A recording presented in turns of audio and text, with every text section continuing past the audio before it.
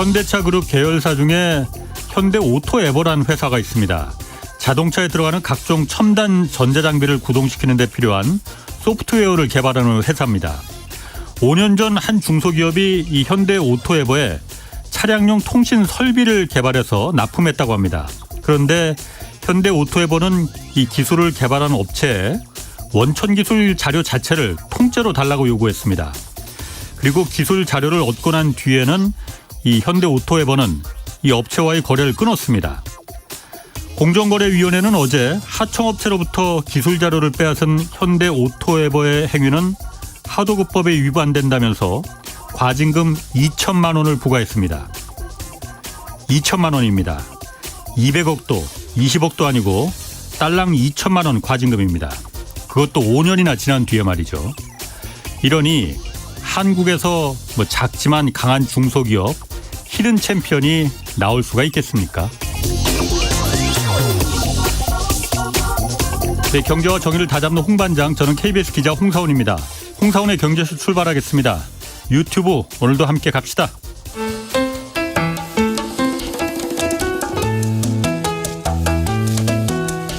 대한민국 최고의 경제 전문가만 모십니다. 어렵고 지루한 경제 프로그램은 거부합니다. 유익하고 재미있는 홍사훈의 경제쇼.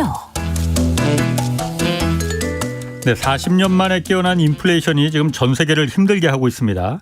개인과 기업, 국가가 이 인플레이션을 이기는 전략은 무엇일지 오늘 좀 자세히 살펴보겠습니다.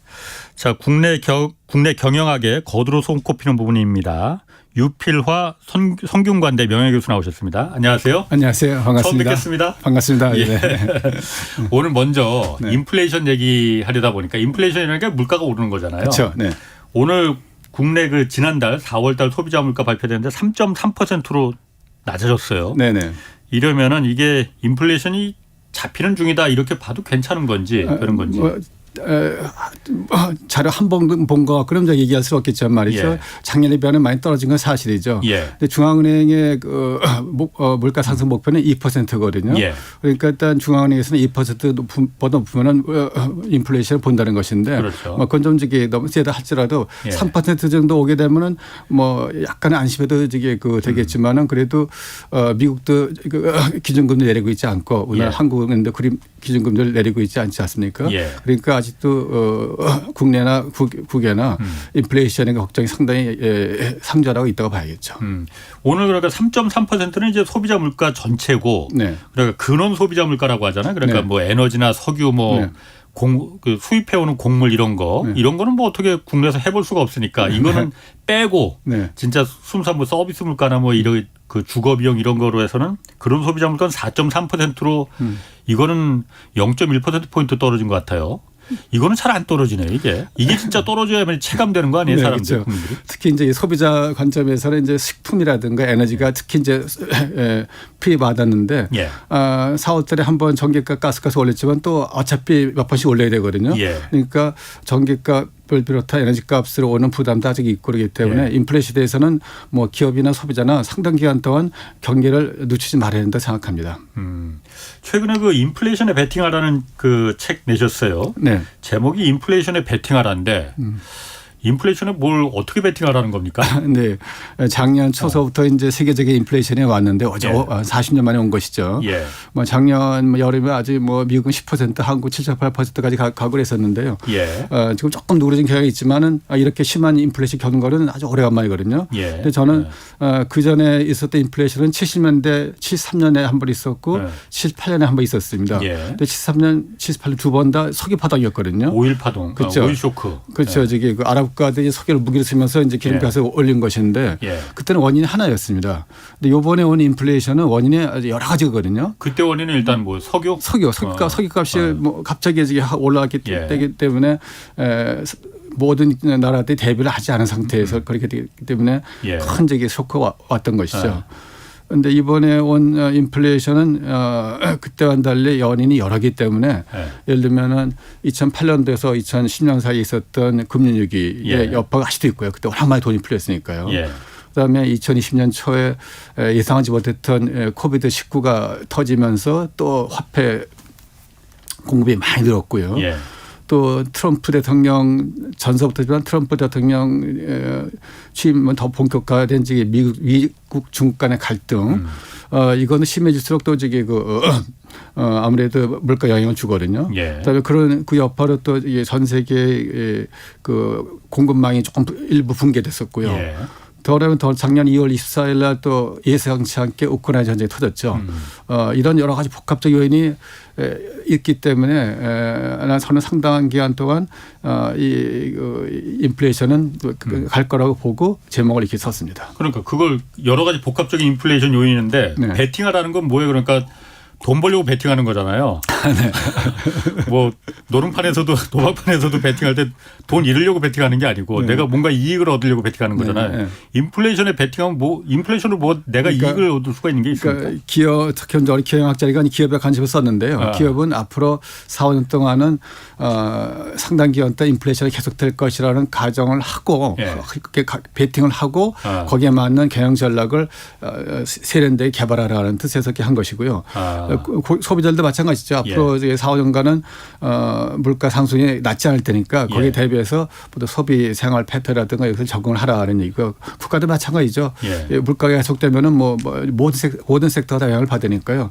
거기에 대비해서 국가도 좀 여러 조치를 취해야겠죠. 그러니까 지금 경영학자시니까는 기업의 입장에서 많이 좀 생각을 하실 것 같은데 네네. 기업 입장에서 지금의 인플레이션이 사실 이게 경험해보지 못 40년 만에 깨어난 인플레이션이잖아요. 네네네. 이게 베팅할 만한 그러니까 새로운 기회가 될 수 있다는 거예요. 그러면은? 사실 인플레이션이 왔을 때 이제 피해자도 있고 물론 수혜자도 있습니다. 대부분은 피해자죠. 대부분 피해자인데요. 기업으로서 일단 실질 명목 이익이 아닌 실질 이익이 줄어드니까요. 그러니까 이런 그 실질 이익이 줄어들지 않도록 여러 가지 그 경영 전략을 세련되게 짜라는 뜻에서 이렇게 한 것이고요. 저는 그런 지금 방금 말씀하셨는데요. 지금 이 기업들의 좀 곤혹스러운 점은 70년대 그렇게 한 10년 가까이 인플레이션이 계속됐을 때 열심히 그걸 대비해서 경영을 하셨던 분들은 다 이제 기업을 아주 오래됐거든요. 그러니까 지금 기업을 이끄는 분들은 한 번도 이런 인플레이션 경험해 본 적 없고 인플레이션 바탕을 둔 경영 전략을 짜본 적이 없거든요. 그러니까 상당히 어떤 경험이라는 면에서 조금 일천하죠. 그러면은 그 그 인플레이션을 경험해보지 못한 기업가들이 대부분일 텐데 인플레이션이라는 게 아까 처음에 말씀하셨듯이 당연히 이게 힘들고 고통스러운 거잖아요. 제가 봤을 때는 물가가 오르면은 당연히 일반 국민들이야. 특히 서민들한테 직접적으로 더 힘이 드는 일일 테고 생필품 값이 워낙 비싸면 그거 안 먹고 안 살 수는 없는 거니까 당연히 더 고통으로 다가올 텐데 기업 입장에서 인플레이션이 꼭 이렇게 고통스러운 걸까? 라는 생각도 언뜻 들거든요. 왜냐하면 물건값이 올라가는 거잖아요. 그러면 기업들은 반길 수도 있겠는데 그런 생각이 드는데 어떻습니까? 네, 근데 보통 이제 기업이 값을 일단 요 말씀부터 드리죠. 원가 올랐을 때 원가만에 그 10만 원 올랐다. 10만 원 고스란히 이 소비자에게 전가하는 정책은 좋지 않습니다. 일단 이게 원가 상승한 분의 상당 부분은 기업이 저는 보통 50% 정도는 흡수해야 된다 생각을 흡수해야 되고요. 또 않고 하고요. 그 다음에 이제 경영 효율을 이렇게 늘려서 경영 효율을 늘리면은 원가 상승분의 28% 정도는 이제 감내할 수 있다는 통계가 있거든요. 그러니까 원가 상승분의 50%를 소비자 넘기고 그다음에 28%를 흡수한다 하더라도 20% 정도는 이제 마이너스죠. 그러니까 물가가 상승하면 인플레이션 시대에는 기업이 현재 그 실질 이익을 유지하기가 일단 상당히 힘듭니다. 가격이 오른다 하더라도 원가가 올라가니까. 그래서 여기서 말씀드릴 게 명목 이익과 실질 이익을 구별해야 되는데 보통 이제 인플레이 되면 모든 게 인플레가 되니까 명목이 올라갈 수도 있거든요. 근데 그게 혼용되지 말고 실질 이익을 보라 이거죠. 실질 이익. 물가가 5%씩 2년만 올라도 10% 오른 것이거든요. 근데 만약에 실질 이익이 명목이 10% 이상 안 오르면은 그런 이게 실질 이익이 줄어든 것이거든요. 기업이 이제 더 소태한 것이거든요. 그러니까 항상 실질 이익에 주목을 하라. 그러면은 인플레가 왔을 때 모두 다 피해자만 있는 게 아니고 수혜자도 있다 이렇게 그 책에 쓰셨거든요. 네네. 네. 수혜자는 그럼 누가 있습니까 그러면? 득을 보는 사람은? 네, 뭐 저게 뭐 상대적인 수혜자라 볼 수 있겠는데 예를 들면은 예. 채무자는 수혜자라 볼 수 있죠. 채권자는 가치가 떨어진 돈을 받게 되니까요. 채무자는 가치가 떨어진 그 돈을 갚아야 되니까. 그러니까 빚을 진 사람은 오히려 이득이다. 네, 이제 그렇게 말할 수가 있습니다. 그럴 수 있지만 그래서 특히 이제 그 은퇴 생활자 혹은 이게 고정 금리 채권 이자로 사는 분들, 그 다음에 봉급 생활자들 이런 분들은 특히 또 생명보험 가입자들 이런 분들은 좀 쉽지 않죠. 그 피해자라 볼 수가 있고요. 대체로 인플레가 왔을 때는 그런 수익증 고정이자인 수익증권보다는 주식과 부동산이 대체로 유리한 편이고요. 그 다음에 금도 상당히 유리한 편입니다. 금은 상당히 가치를 잘 보관하거든요. 인플레라는 것은 선생님께서 이제 물건값이 오른다 그랬는데 겉으로 보는 그거지만은 사실상은 이 화폐의 보관 가치 기능이 떨어진 것이거든요. 돈은 그대로인데 돈의 가치가 떨어진 것이거든요. 근데 금은 그렇지 않거든요. 화폐 얼마 찍어낼 수가 있지만은 금은 찍어낼 수가 없지 않습니까? 그래서 금은 그 가치를 잘 보관할 수가 있습니다. 그러면은 그 수혜를 본다는 게 상대적으로 그러니까 말씀하신 대로 빚을 진 사람이나 그러니까 뭐 그렇게도 말을 해요. 인플레이션 시대에는 국가 채무가 많은 나라들은 상대적으로 그 빚을 갖다 국민들한테 다 털어내는 거나 마찬가지다. 그래서 소리 없는 세금이다 뭐 이런 얘기도 합니다. 예를 들면 이게 국가도 어떻게 보면 이게 수혜자를 보시는데 일단은 국채를 많이 발행했는데 국채 이자는 보통 저금리로 고정돼 있거든요. 그러니까 이제 저금리를 좀 이제 갚으니까요. 인플레 시대에 좀 나왔고요. 그다음에 인플레 때는 아무래도 명목 임금이라든지 명목 소득이 늘거든요. 또 세수 늘거든요.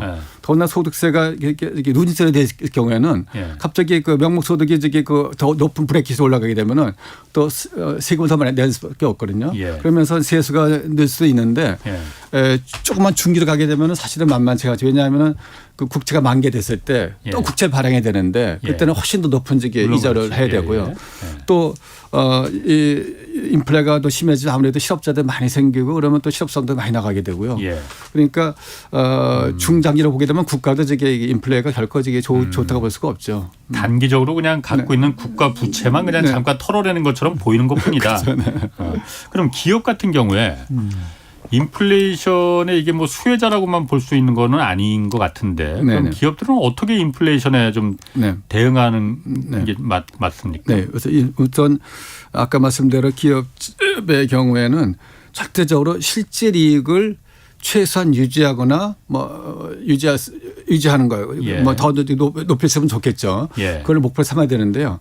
여러 가지 이제 계산을 해보게 되면은 인플레 시대에 값을 인플레만큼 높이면 일단 수요가 확 줄어드니까요. 그렇게 할 수가 없고 가장 좋은 방법은 인플레 시대에 고객들이 느끼는 가치. 그건 이제 고객 가치를 표현하는데요.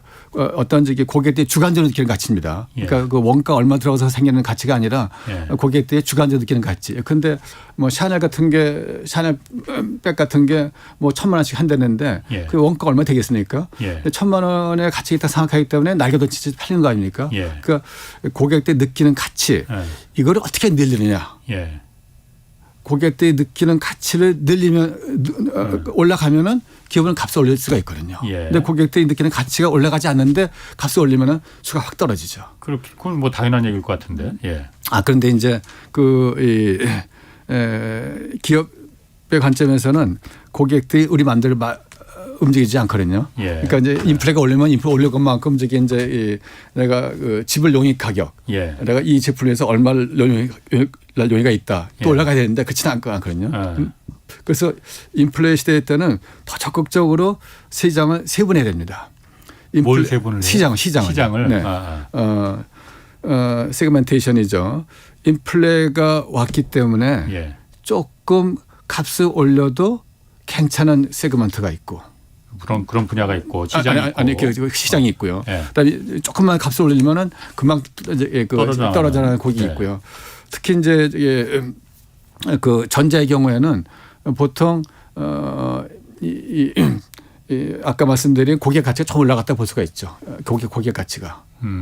그런 소비자들에게는 조금 값을 올려도 괜찮고요. 그러니까 예. 철저하게 시장을 나눠서 예. 각 세부 시장별로 예. 대응을 달리해야 되죠. 예.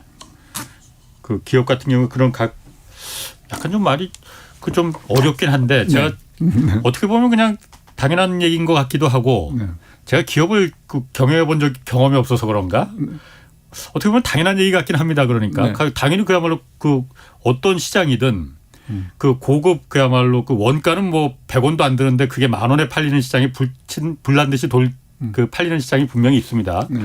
인플레가 왔든 안 왔든 간에 네네. 그런 시장하고 명품 시장이죠. 그다음에 인플레가 왔다고 해서 조금만 가격을 올리면은 금방 소비자들이 외면해서 안 사버리는 그래서 그 제품 자체가 상품 자체가 사장돼 버리는 그런 시장 당연히 있고 네. 그 두 시장을 기업들 입장에서 그걸 어떻게 운영을 해야 된다는 건지 그 부분이 제가 잘 와닿지가 않거든요. 그러니까 이제 우선 첫째로 이제 그 가격만에 조금 집중을 했죠. 예. 인플레가 2021년 말부터 조금 이제 기미가 있어가지고 2020년부터 본격 시작되는데요. 일단 그런 기미가 보일 때 지금도 아직 계속되고 있습니다만은 예. 가격을 올리는 방법이 있어서는 예. 일단 선제적으로 예. 영어로는 preemptively라고 많이 쓰죠. preemptively 선제적으로 미리 예. 그다음에 조금씩 예. 자주 올려야 합니다. 그래서 저는 그렇게 민첩성이라 표현하는데 애질리티. 그러니까 인플레 왔다 해서 조금 기다렸다가 한꺼번에 올리게 되면은 예. 다 떨어져 나갑니다 일단요. 근데 예. 조금씩 올리면은 또 소비자들이 많이 못 느끼거든요. 예. 그렇기 때문에 올라가는 거. 그 한꺼번에 올렸으면 떨어져 나갈 소비자들도 예. 상당기가 떨어져 나가지 않습니다. 예. 그리고 조금씩 올렸을 경우에는 원가 상승률보다 조금씩 그 가격이 높기 때문에 예. 그렇게 손해가 많이 안 나고요. 그렇기 때문에 일단 가격 올리는 기법에 있어서는 이 민첩성이 아주 중요하죠. 예. 미리 선제적으로 조금씩 더 자주 올리는 거예요. 아까 제가 샤넬 얘기했습니다마는 예. 갑자기 500만에서 1,000만 원 됐다면은 아무도 안 사거든요. 예. 근데 500만에서 코로나 거치면서 어느새 1,000만이 됐는데 조금씩 올렸거든요. 예. 이제 그러니까 가격 정이 없었고 지금도 잘 팔리고 있어요. 근데 이번에 우리 4월 달에 그 정부에서 전기값을 올리지 않았습니까? 예. 그것도 사실은 이제 그 물론 이제 정부 정책 하신 분들이 이제 이런 기업 기업만 안 되겠다면은 조금씩 올렸으면 크게 충격이 없겠죠. 예. 근데 워낙 안 올리도 오랫동안 안 올렸기 때문에 예. 한꺼번에 올릴 수밖에 없거든요. 한꺼번에 올리게 되면은 일단 이게 가격 저항이 좀 심해지기 마련이죠. 이 기업은 특히 이런 이 인플레이션 때는 예. 이 애질리티, 예. 천천히 더 자주 미리 값을 올리는 것을 이게 실행해야 합니다. 어차피 똑같이 올리더라도 그러니까 천천히 소비자들이 눈치채지 못하게 네네. 조삼모사식으로 이렇게 올리는 게 더 기업 입장에서는 유리하다 뭐 이 얘기이신 거예요. 유리하고 제가 뭐 이 책에 그 그림도 썼습니다만은 훨씬 이익이 많이 나죠. 그렇게 하면. 그게 이익이 더 많이 나나요? 어차피 똑같이 올라가는 전혀 거예요. 그렇지 않죠. 한꺼번에 올렸을 때는 한꺼번에 예. 올리기 시기까지 계속 물가 올랐거든요. 그러니까 예. 그 동안에 이익이 많이 줄어들었고 예. 또 확 올렸을 때면 수요가 확 주니까 이게 확 줄어들고요. 그런데 조금씩 올리게 되면은 수요가 줄어들지 않으니까. 그렇죠. 네네네. 그런 것도 경영하게 한 가지 그러니까 기법이겠군요. 기법이죠. 인플레이션 네네네. 시기에. 네네. 그럼 지금 이렇게 반추해 보면은 물건값이 그러니까 뭐 스마트폰이나 뭐 컴퓨터나 무슨 뭐 여러 가지 가전제품이나 이런 게 조금 사실 뭐 어느새 보니까는 오르긴 올랐는데 네. 확 올랐다 이런 생각은 안. 네, 그럼 그- 조금씩 올린 건가 그러면? 그거 잘하는 거죠. 그냥.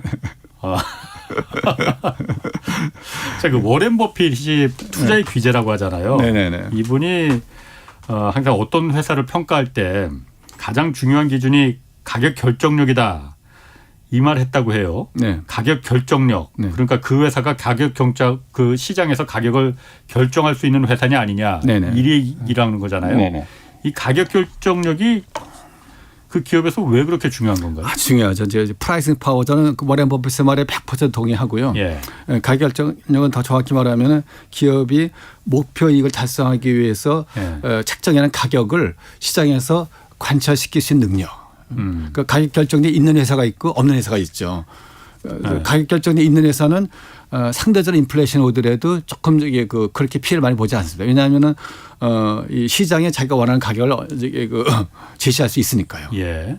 그래서 가격 결정력을 있는 회사는 반드시 이게 있는 회사에 우선 이게 주식시장에 관심 있는 분은 투자를 해야 되고요. 예. 이 인플레이션 될 때 어떤 회사에 투자해야 될 것이냐를 얘기한다면 저는 이게 일단 가격 결정이 있느냐 없느냐를 보라 그러죠. 예.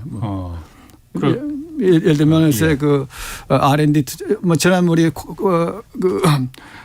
코로나 때 뭐 화이자가 돈을 긁어오는 거 보셨죠? 예. 가격 결정이 있는 회사죠. 그런데 지금 코로나 이게 화이자가 제시하는 가격을 이게 안 줄 수가 없잖아요. 예. 근데 그건 좀 극단적이긴 하지만은 예. 이 고객들이 그 회사의 가치 그 제품의 가치를 인정을 하고 예. 그렇기 때문에 그 기업이 제시하는 가격을 받아들일 수밖에 없는 상황을 만드는 것이 이제 관련 이 기업 경영의 백미죠. 그러면은 그 가격 결정력이라는 게 네. 우리가 물건을 살 때 그런 것 같아요. 그러니까 예를 들어서 그런 코로나 때 아까 화이자나 뭐 네. 그런 모더나 이런 백신 같은 거 예를 드셨지만은 그런 거 같은 경우에는 아주 독보적인 거의 독점적인 기술이잖아요. 다른 데서 어떤 대체 상품을 살 수 없는 네. 그렇기 때문에 이거 한 번 맞는데 백신 한 번 맞는데 뭐 10,000원이야 하면은 10,000원 주고 맞을 수밖에 없는 거잖아요. 네. 그런 독보적인 아주 혁신적인 기술을 갖고 있는 기업이 가격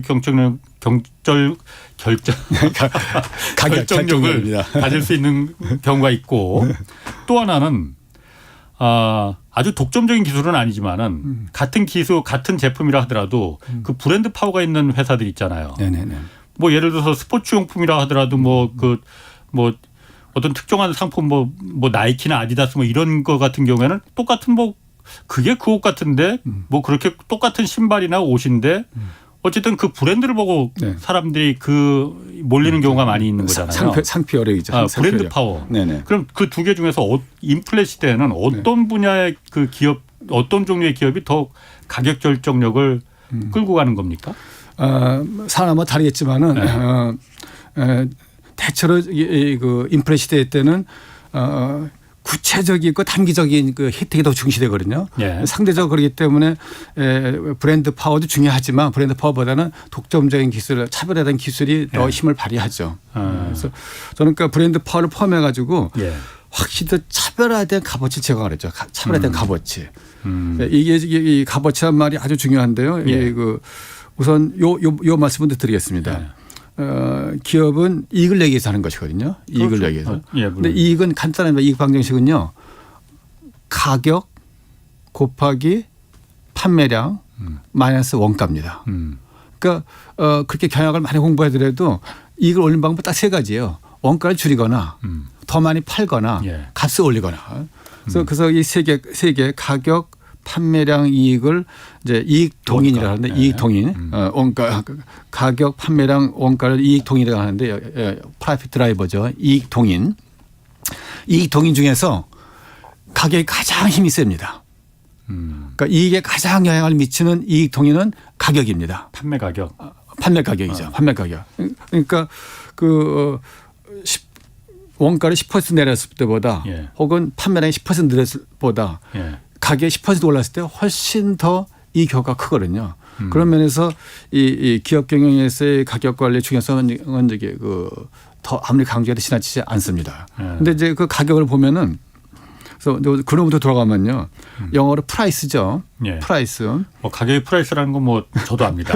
알겠어요. 그런데 그럼 가격의 이 프라이스의 라틴어 어는 아세요? 그건 모르겠네요. 그렇죠.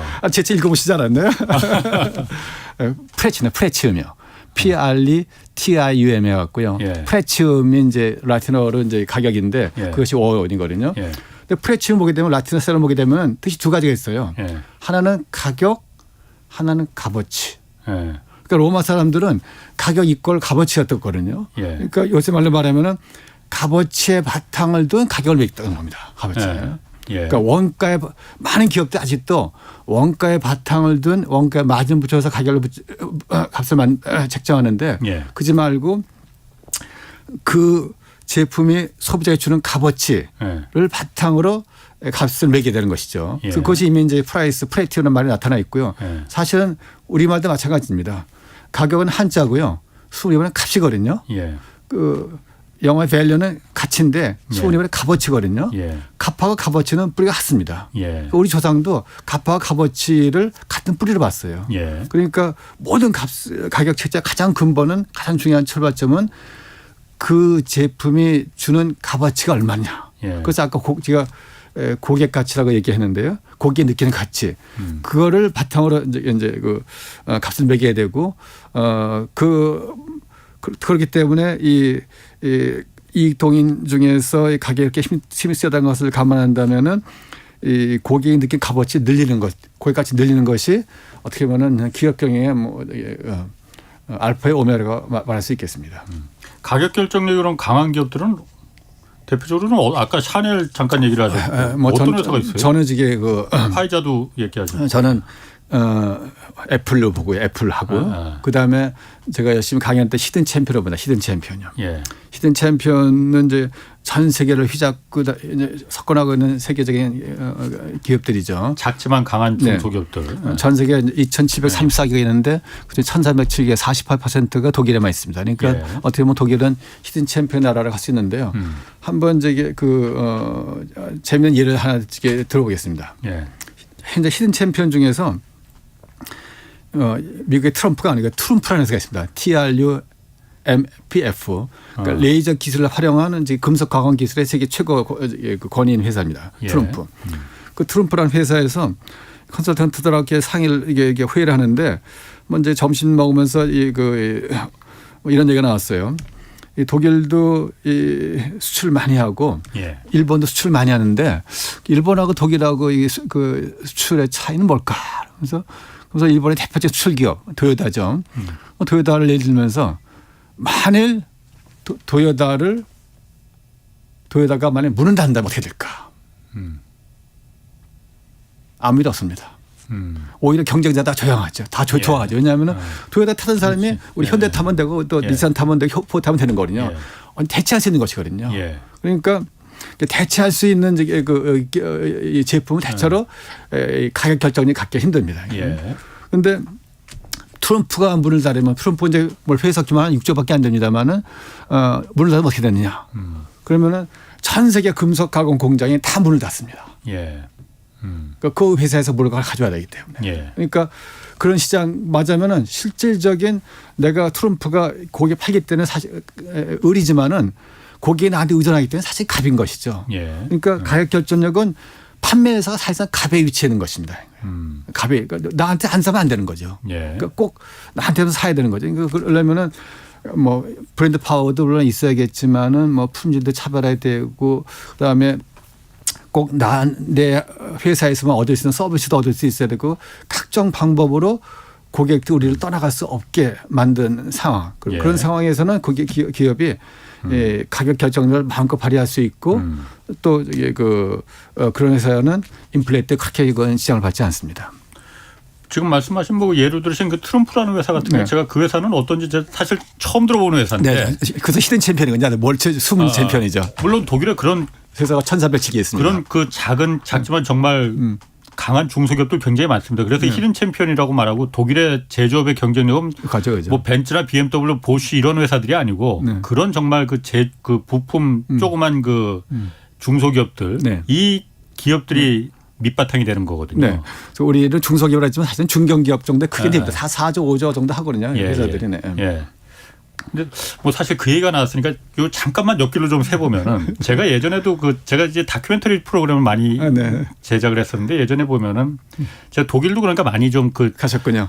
아니 가서 그 사례가 정말 너무나 와닿는 거예요. 왜 우리나라는 이런 기업 문화가 왜 그 트럭 구조가 못 만들어질까라는 부분인데 제가 내린 결론은 그거였거든요. 우리나라 중소기업과 독일의 중소기업은 비교해 보면은 다른 게 정말 있습니다. 독일의 중소기업은 영업이익이 하청기업 그러니까 원청과 하청 관계를 하더라도 영업이익이 우리나라처럼 그렇게 크게 나지 않습니다. 많이 벌니까는 그만큼 또 중소기업에 고용된 인원들도 많은 임금을 또 줄 수가 있으니까 그러다 보니까 고급 인재들이 보쉬나 지멘스나 벤츠 같은 대기업만 가는 게 아니고 거기 물건을 납품해 주는 중소기업으로 많이 가더라는 거예요. 그러니까 서로 히든 챔피언들과 대기업들이 같이 상승하는 거거든요. 한국은 절대 그렇지 않거든요. 현대자동차나 삼성전자에 납품하는 2차, 3차, 2차만 해도 괜찮아요. 3차, 4차 하청업체들은 임금이 3분의 1, 4분의 1도 안 됩니다. 그냥 무조건 다 최저임금이에요. 그럴 수밖에 없는 이유가 뭐겠느냐. 영업이익이 없습니다. 2차, 3차, 4차 하청업체들은. 이게 정말 독일과 한국의 기업 구조에 산업 구조에 가장 큰 차이점이더라는 거예요. 그 참 되게 좋은 말씀이면서 어려운 말씀 하셨는데요. 저는 그 우리 한국 경제 강점이 꽤 있죠. 저희 한국 경제 강점이라 그러면은 아주 뭐 현대자동차, 삼성전자를 비롯한 막강한 제조기업들이 저기 기반이 돼 있죠. 그들에서 많은 인원을 고용하고 그 아주 제조 경쟁력이 있는 것이 큰 강점이죠. 그런 나라는 사실 전 세계에서 독일, 일본, 중국, 한국뿐입니다. 제조업의 국가 경쟁의 근거가 되어 있는 나라. 그런데 이제 문제는 아까 독일에 하셨지만 우리나라 많이 삼성전자가 뭐 그럴 일은 없겠지만은 뭐 망했다. 나라가 거덜이 나죠. 현대자동차 망했다. 거덜 안 냈지만 큰일 나죠. 그러니까 뭐 그 현대, 삼성, 뭐 포스코 다 저마저 존경스러운 기업이지만은 소수의 대기업이 많이 의존하고 있다는 것 자체는 그 바람직한 게 아니거든요. 그러니까 우리 경제가 세계적인 우리가 이제 10위권에 들어갔습니다만 5위권에 들어가려면은 지금 말씀하신 대로 방법은 하나입니다. 사실은 그 독일같이 세계적 경제를 갖고 있는 히든 챔피언을 많이 만들어내는 것이거든요. 그러니까. 저는 앞으로 10년, 5년에 10년 동안에 또 하나의 선전전자가 나올 거라는 건 생각하지 않습니다. 뭐 불가능하지 않겠지만 뭐 거의 불가능에 가깝거든요. 그런데 지금 아까 말한 트럼프 같은 세계적인 중견기업이 나올 가능성이 얼마나 있거든요. 그러니까 어떻게 해서든지 뭐 여러 가지 정책적인 수단을 써서라든지 이제 그 세계적인 그 힘을 가진 중견기업들이 많이 받쳐주는 구조를 갖춰야 되는 것이 이제 그런 면에서 뭐 그 중소기업 벤처기업의 어떤 그 할 일이 굉장히 많다고 봐야겠죠. 이게 잠깐만 좀 더 옆길로 좀 조금만 더 세보면은 아까 제가 오프닝에서도 잠깐 말했었잖아요. 그 현대 오토웨버라는 대기업이 공정위에 어제 그 결정이 났었거든요. 그거 보듯이 독일의 히든 챔피언들이 왜 그렇게 강해졌겠느냐. 거기는 그럼 대기업에 납품하는 중소기업들 똑같은 구조인데 대기업 회장님들이 그럼 천성적으로 유럽 사람들이라서 착해서 그런 거냐. 본성이. 안 그렇거든요. 유럽의 사장님이나 한국의 사장님이나 중국의 사장님이나 미국의 사장님이나 사장님의 본성은 똑같습니다.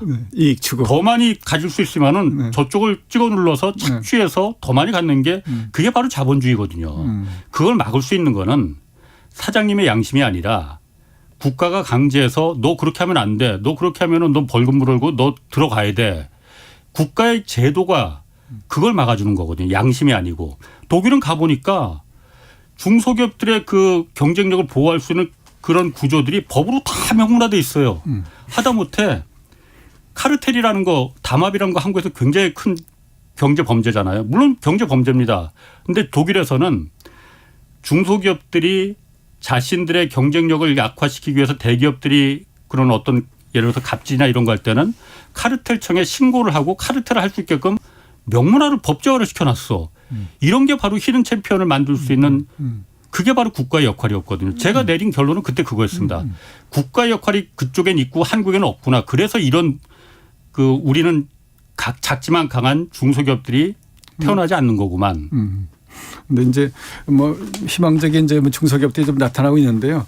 사실 그 히든 챔피언 얘기하면 또 제가 또 1시간 또 해야 되기 때문에 일단 한 가지는 뭐 여기 말씀드리겠습니다. 제가 그 뭐 전체 사회적 구조가 한계된 거지만은 그 히든 챔피언에 근무하는 분들이 대학을 안 간 분들이 많거든요.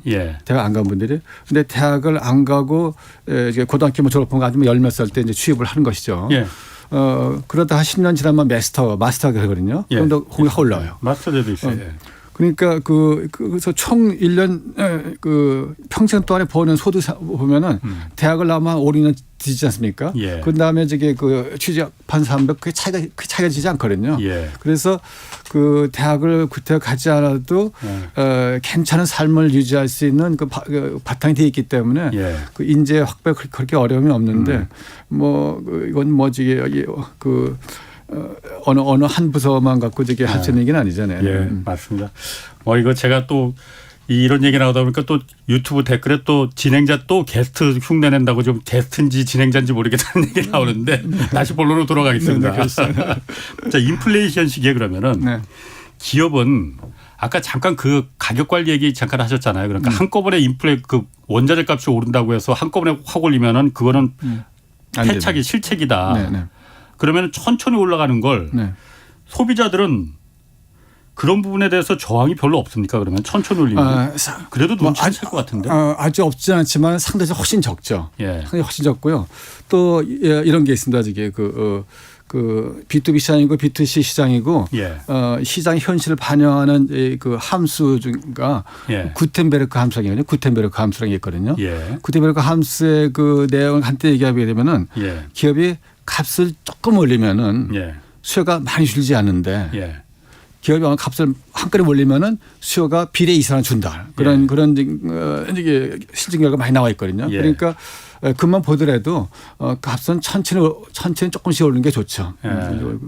그리고 아까 이제 가격 얘기 나왔습니다만은 특히 디지털 기술이 도입되면서 예.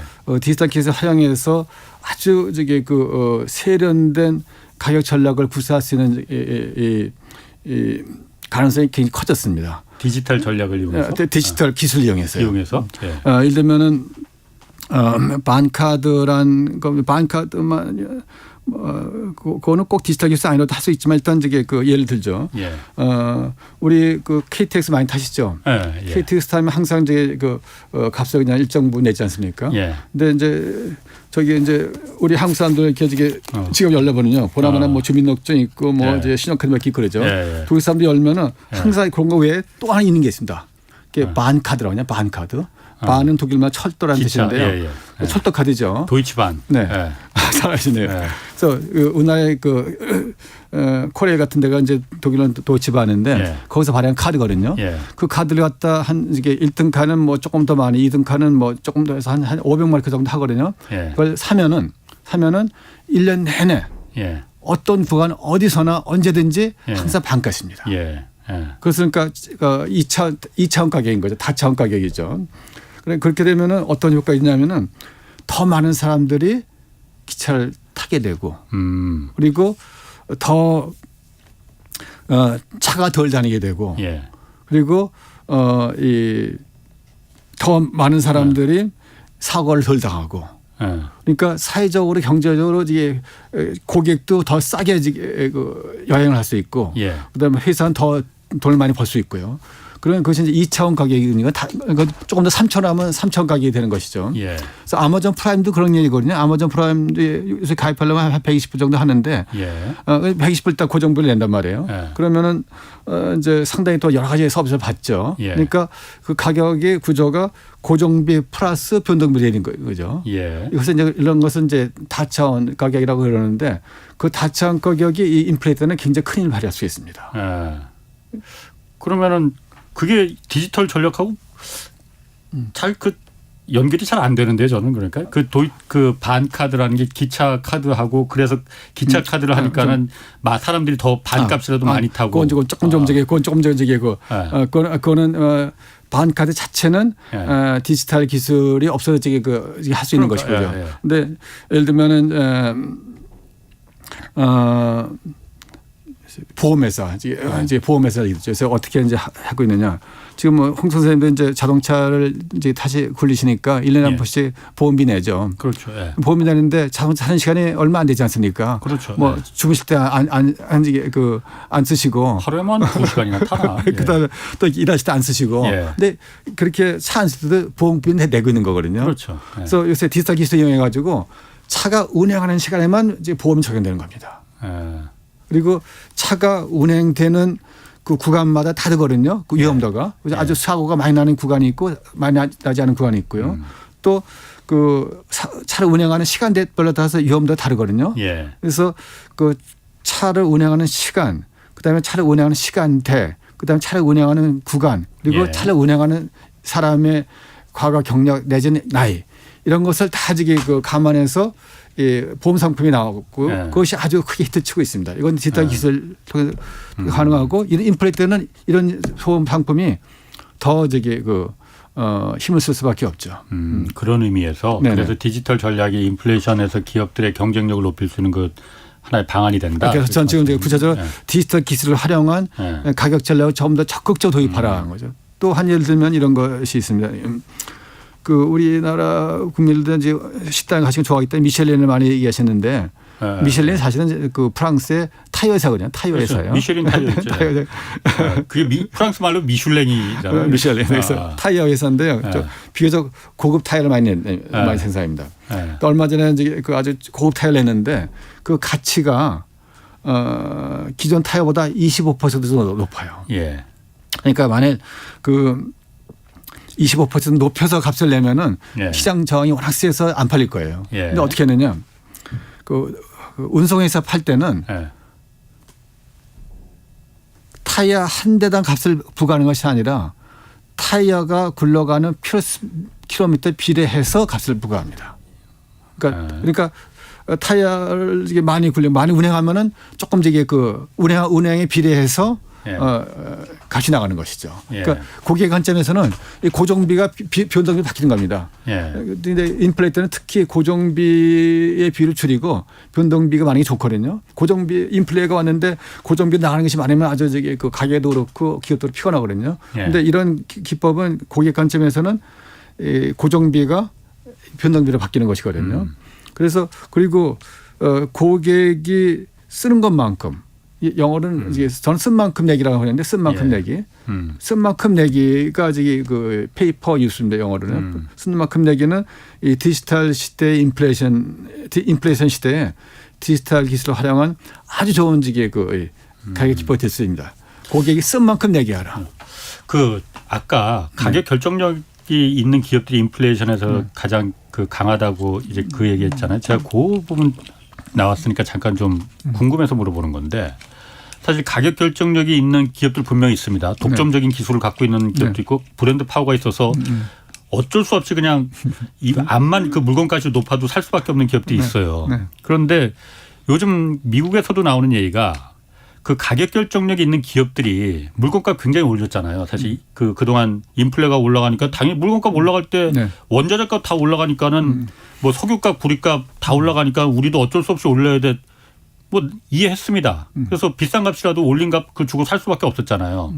근데 사실 지금 보면은 그 기업들이 인플레를 지금 내려가지 못하게 하고 있는 거 방해하고 있는 거 아닌가라는 분석들이 많거든요. 왜냐하면 원자재 값이 지금 2021년보다도 더 내려갔거든요, 지금. 그런데도 물건값은 그대로잖아요. 오히려 더 올라가고 있잖아요. 근데 이제 많은 기업의 경우 이제 그 가격에서 이제 그 원자재가 차지한 비중이 얼마인지 좀 다를 것이고요. 근데 일단 값이 올렸을 때 고객들이 샀다는 것은 지불용이 가격이죠. 그렇죠. 지불용 가격이 보다 낮았기 때문에 산 것이거든요.